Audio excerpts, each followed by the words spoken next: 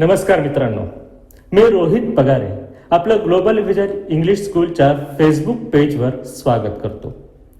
Corona संसर्गामुळे आपण शाळेत जाऊ शकत नाही, त्यामुळे आपला अभ्यासही थांबलेला आहे. पण या सगळ्यांवरती आपण मार्ग शोधून काढलाय. तो मार्ग म्हणजे सोशल मीडियाचा. या सोशल मीडियाच्या माध्यमातून आपण सर्व आजपासून अभ्यासाला लागणार आहोत.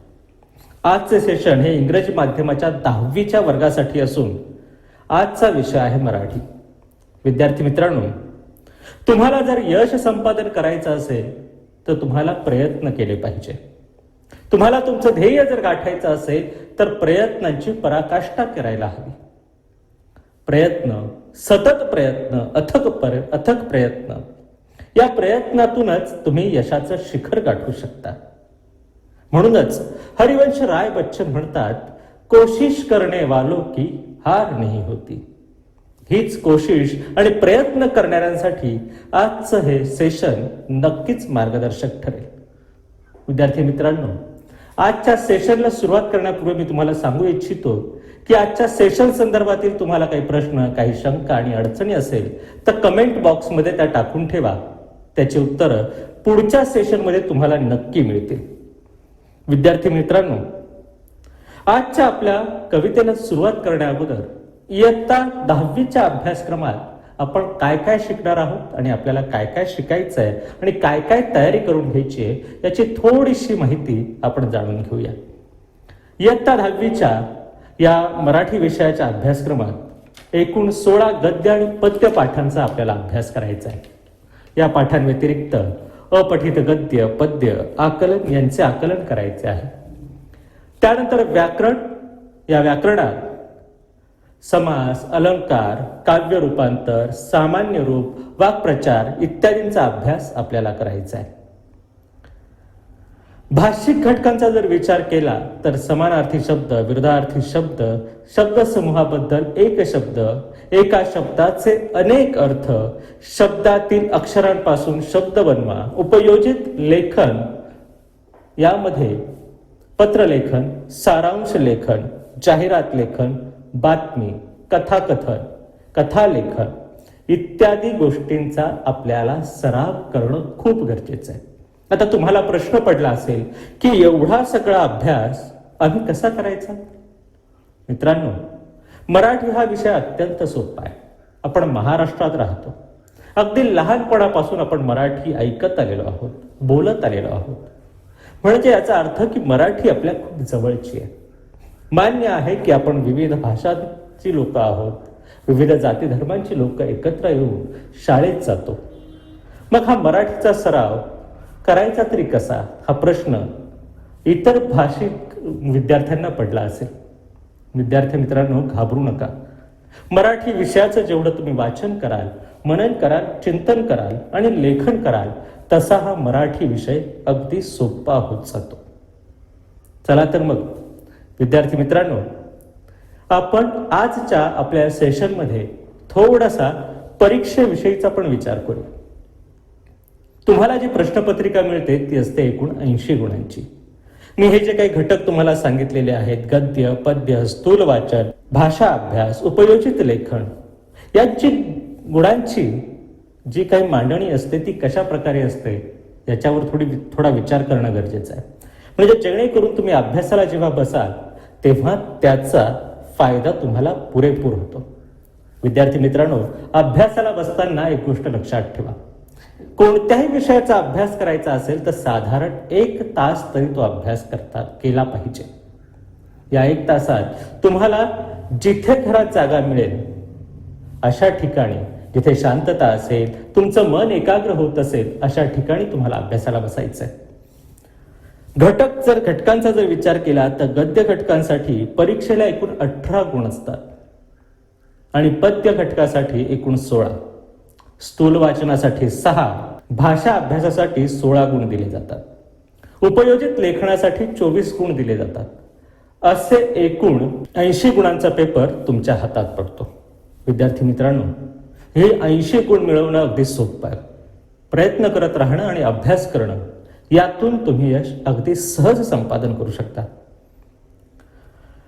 चला तर मग आपण आपल्या आजच्या कवितेला सुरुवात करूया.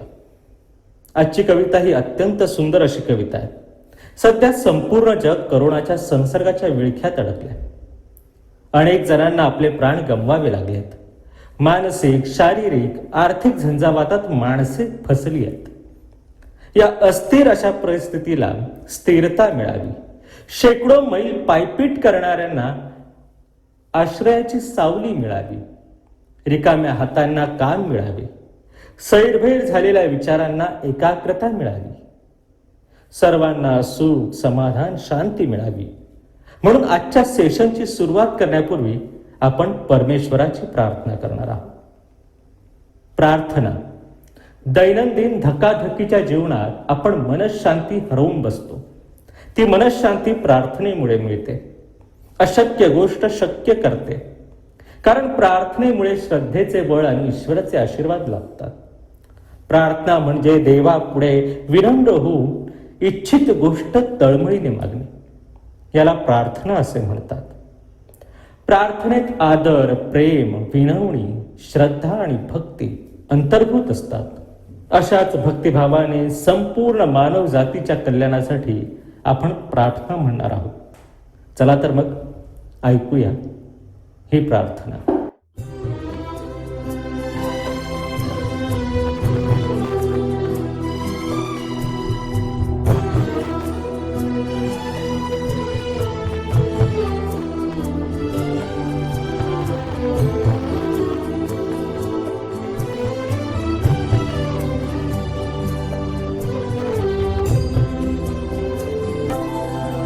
तू बुद्धि दे,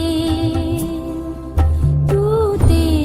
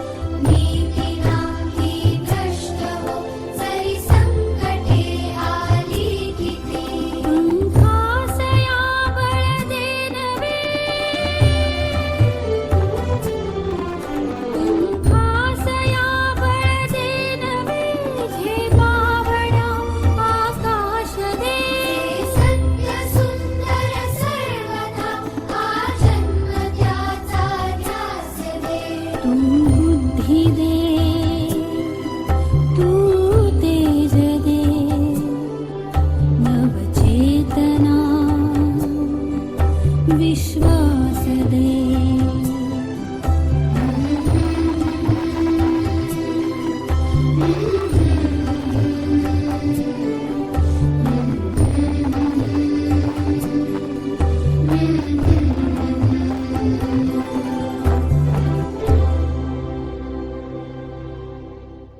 बरोबर, अगदी बरोबर ओळखले मित्रांनो. ही तुमच्या अभ्यासक्रमातली पहिली कविता. याचे कवी आहेत गुरु ठाकूर, प्रसिद्ध कवी, गीतकार, स्तंभलेखक, नाटककार, कथा, पटकथा आणि संवाद लेखक. मराठी चित्रपटांसाठी त्यांनी गीते लिहिली. अतिशय लोकप्रिय आहेत ती गीते. नटरंग, अगबाई अरेच्या, घर दोघांचे, टाइमपास, डॉक्टर प्रकाश बाबा आमटे यांसारख्या अनेक प्रसिद्ध मराठी चित्रपटांसाठी त्यांनी गीते लिहिली आहेत. सर्वात उत्कृष्ट गीतकार म्हणून त्यांना सन 2009 साली कला गौरव पुरस्कार व सन 2010 साली झी गौरव पुरस्काराने सन्मानित करण्यात आलेला आहे. या प्रार्थनेत सन्मार्ग, सन्मती आणि सत्संगती यांचे महत्व कवीने अधोरेखित केलेले आहे. कायम सत्याची कास धरता यावी, संवेदनशीलता जपण्यासाठी ताकद मिळावी, अनाथांचे नाथ होण्यास बळ मिळावे व शाश्वत सौंदर्याचा ध्यास लागावा, या भावना प्रार्थनेतून व्यक्त झाल्या आहेत. पाहुयात या प्रार्थनेचा भावार्थ काय आहे तो. तू बुद्धी दे, तू तेज दे, नवचेतना विश्वास दे, जे सत्य सुंदर सर्वथा आजन्म त्याचा ध्यास दे. कवी सांगतात की हे ईश्वरा तू आम्हाला बुद्धी दे. कवी सांगतात की हे ईश्वरा तू आम्हाला बुद्धी दे, तू नव विचारांचे तेज दे, आपल्यामध्ये नवचेतना जागवण्यास विश्वास दे. या धर्तीवर जे जे सत्य सुंदर आहे, जे अजरामर आहे, जे सर्व ठिकाणी भरून राहिलेले आहे, त्या सर्वांचा ध्यास माझ्या मनात जीवनभर राहू दे. म्हणजेच जे सदैव सत्य सुंदर आहे त्याचे माझ्याकडून व्यवस्थित पालन व्हावे. तसेच त्या प्रकारच्या नवनिर्मितीचा ध्यास म्हणजे उत्कट इच्छा आजन्म माझ्या मनात राहू दे. हरवले आभाळ ज्यांचे होतयांचा सोबती, हरवले आभाळ ज्यांचे होतयांचा सोबती, सापडे ना वाट ज्यांना होतयांचा सारथी, साधना करती तुझी जे नित्य तव सहवास दे. ज्यांचा कुणी पालन करता नाहीये. आता आपण बघत आहोत की करोना संसर्गामुळे अनेक जण आपल्या गावी निघाले, पायपीट करतायत. शेकडो मैलाची पायपीट करतायत उन्हात अनात, लहान पोरं घेऊन. त्यांचा हा अखंड प्रवास चालू आहे. अशा या निराधार, आश्रय नसलेल्या लोकांचा तू पालन करता. ज्यांचा सांभाळ करणारे असे कुणी नाही, ज्यांना माया देणारे आभाळ नाही, त्यांचा तू सोबती सखा बन. ज्यांना आश्रय देण्याचे काम तू कर, त्यांना मायेची सावली देण्याचे काम कर.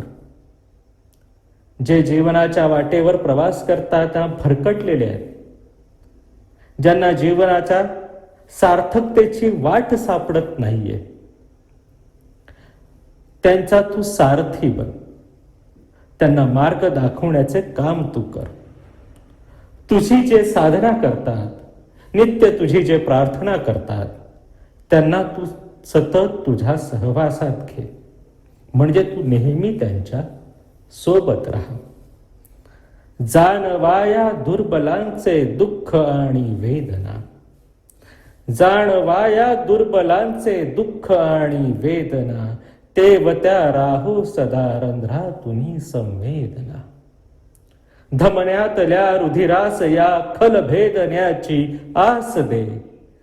सामर्थ्य या शब्दास आणि अर्थ या जगण्यास दे. या जगाचे दुर्बल आहेत, ज्यांचे दुःख आणि वेदना जाणून घेण्यासाठी माझ्या शरीरातील रंध्रारंध्रात सतत संवेदना तेवत ठेवण्याचे काम तू कर. माझ्यामधील संवेदना सतत जागृत ठेवण्याचे काम तू कर. दुःखितांचे दुःख दूर करण्याची आस माझ्या शरीरातील प्रत्येक धमन्या धमन्यातून वाहणाऱ्या रक्तात असू दे. हे शब्दरूपी काव्यशून्ये मी तुझ्यासाठी ठेवतोय. ही शब्दरूपी काव्यशून्ये मी तुझ्यासाठी ठेवतोय. त्या सर्व शब्दास आणि माझ्या संपूर्ण जगण्यास एक प्रकारचा अर्थ तू दे, जेणेकरून माझा जन्म दुर्बलांचे दुःख दूर करण्यासाठी उपयोगी पडेल. सन्मार्ग आणि सन्मती, सन्मार्ग आणि सन्मती लाभो सदा सत्संगती. नीती नाही भ्रष्ट हो जरी संकटे आली किती. पंखास या बळ दे नवे झेपण्या आकाश दे. मला सतत चांगला मार्ग आणि चांगली बुद्धी दे. मला सतत चांगला मार्ग आणि चांगली बुद्धी दे. सतत चांगल्या आणि सज्जन माणसाची संगत मला मिळू दे. माझ्या जीवनात कितीही संकटे आली, कितीही अडचणी आल्या, तरी मी माझ्या कर्तव्यापासून कधीही दूर होणार नाही किंवा कधीही दूर होऊ नये अशी माझी नीतिमत्ता राहू दे. माझे आचरण कधीही भ्रष्ट होऊ देऊ नकोस. जीवनरूपी वाटेवरून प्रवास पार करण्यासाठी या पंखांना तू बळ दे. कायम सत्याची कास धरून संवेदनशीलता जपण्यासाठी तसेच आकाशात झेपवण्यासाठी बळ दे. म्हणजे तू सतत सौंदर्याचा ध्यास माझ्या मनात राहू दे आणि तो ध्यास पूर्ण करण्यासाठी नवे आकाश म्हणजेच आकाशा एवढ्या नव्या संधी तू निर्माण कर की ज्यामध्ये मी माझे कर्तृत्व दाखवू शकेल. विद्यार्थी मित्रांनो, अतिशय सुंदर अशी ही कविता आहे. यातील नवीन शब्दांचा इंग्लिश माध्यमाच्या दृष्टीने जर विचार केला, अवघड शब्दांचा आणि नवीन शब्दांचा अर्थ आपण आता थोडक्यात पाहणार आहोत. तेज म्हणजे उत्साह. इथे तेज या शब्दाला उत्साह म्हटलेला आहे. नव नवीन, चेतना, उत्तेजन, प्रोत्साहन, सर्वथा, सदैव, सर्व अर्थाने, आजन्म, आयुष्य, जन्मभर, ध्यास, उत्कट इच्छा, तयांचा, त्यांच्या, सोबती, सोबती म्हणजे सखा, मित्र, सापडेना, मिळेना, वाट, रस्ता, मार्ग, साधना, तपश्चर्या अशी ही अतिशय सुंदर कविता. मित्रांनो, एक गोष्ट लक्षात घ्या, ही कविता जी आहे हिचा भावार्थ हा समजून घेऊन, जाणून घेऊन त्याच्यावर मनन आणि चिंतन जर तुम्ही केलं तर या कवितेतील प्रत्येक प्रश्नाचं उत्तर तुम्ही अगदी सहजगत्या लिहू शकता.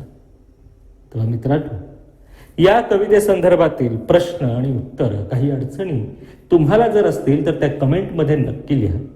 त्याची उत्तरं पुढच्या सेशनमध्ये आम्ही नक्कीच देऊ. एक लक्षात ठेवा मित्रांनो, सध्या कोरोना संसर्गाचा वाढता प्रभाव लक्षात घेता आपण सोशल मीडियाच्या माध्यमातून संवाद साधण्याचा प्रयत्न करतोय. तेव्हा ही जी काही सोशल डिस्टन्सिंग जी आहे ही आपण सर्वांनी पाळायची आहे. आपण घरात राहायचंय, बाहेर विनाकारण कुठेही फिरू नका. तुम्ही राष्ट्राचं भविष्य आहात आणि हेच भविष्य मजबूत आणि सुखरूप राहावं हीच ग्लोबल व्हिजनच्या सर्व शिक्षकांची आणि ग्लोबल व्हिजनची इच्छा आहे. तेव्हा पुढच्या सेशनला आपण नक्कीच भेटूया. धन्यवाद. विद्यार्थी मित्रांनो, आपण आपल्या पुढील भविष्याचा विचार करत असाल आणि आपला अभ्यास आपल्याला चालू ठेवायचा आहे, ग्लोबल व्हिजन इंग्लिश स्कूलच्या फेसबुक पेजशी आपण कनेक्टेड राहाल, कमेंट कराल. काही अडचण असेल तर नक्की विचारा, त्याचं नक्कीच आपल्याला समाधानकारक उत्तर देण्याचा आम्ही प्रयत्न करू.